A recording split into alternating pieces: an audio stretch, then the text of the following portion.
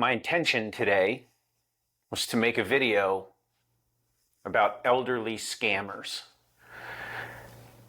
and the impacts that that's having in our communities. But when I sat down this morning and I'm doing my research and going through and trying to figure out what I wanted to say, what I found out was all of this has been said already.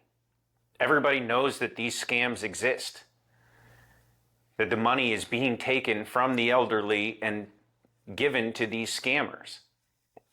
And there's all kinds of articles and videos about warnings and how to avoid these scams and what they look like. But there was a 43% increase to these types of scams year over year reported last year. And so if these videos or these articles were going to help, they would have helped already. And we wouldn't have seen a 43% increase. And we wouldn't have seen $4.8 billion be scammed from our seniors. Look, we know that these exist. People my age know that these scams exist. But these scammers, they're so good. And they convince our seniors that they're going to get arrested, that their grandkids are in trouble, or that their Social Security benefits are in jeopardy. And they convince them to do things that they would never do. And so as a child or as a grandchild, we think, oh, my parent or my grandparent would never fall for that scam. They're falling for it. And so I'm here today for a discussion. What works? What doesn't work? What have you done that has helped your parent or your grandparent? Because I'm at a loss. I don't know where to go. But twice this week, I've had people in my very near circle talk to me about how their parent has gotten scammed. One of my very best friend's mom sent $10,000 to a scammer last week. The other one was having a breakdown because there was threats to her family being made if she didn't get Bitcoin deposited fast enough. Now, these people aren't 100. They're in their 60s. They're smart. They're bright. They're people I've known my whole life. And they're people who you'd think would not fall for scams. But again, these scammers are good.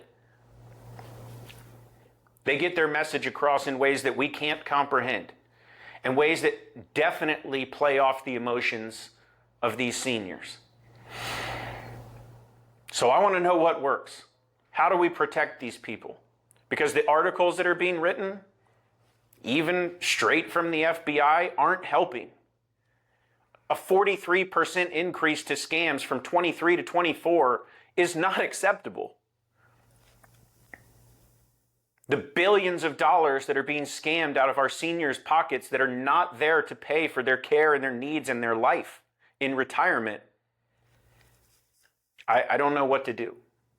Most of the time I have an answer when I make these videos. But I sat here for hours today trying to come up with the answer to this problem, and I just don't know what it is. Sure, there's identity protection services. If those were working, we wouldn't see a 43% increase. Either people aren't buying into the fact that they need it, or the service doesn't work. So reach out. Let us know what's worked for you. How do you keep your parent from being scammed? How do you keep your grandparent from sending $5,000 in Bitcoin? They don't even know what a Bitcoin is, but they're running down to the gas station to shove their money into a Bitcoin ATM because they can't take the risk of letting their loved one be in trouble. I understand it. I grew up with my grandparents. I'm still seeing my grandmother on a weekly basis. She's 94 years old. If someone called her and said I was in trouble, she'd listen. Even though we've had this discussion 100 times. You take away their phone, you take away their freedom, you take away their independence. It's not a dignified way to live in retirement. I don't know what the answer is, so I'm looking for help. Reach out and let us know.